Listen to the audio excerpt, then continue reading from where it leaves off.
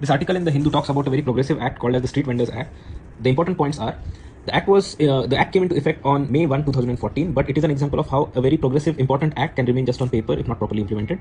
Street vendors are estimated to constitute 2.5% of any city's population. The important points in the act mention that the act recognizes the positive role that is played by the street vendors and the need for their livelihood protection. It mandates formation of town vending committees in which the vendors should constitute 40% of these committees, of which one-third, 33%, should be women street vendors. And there has to be a grievance redressal committee as well. Amongst the broad challenges, the first is at the administrative level, where an outdated bureaucratic mindset views the vendors as illegal.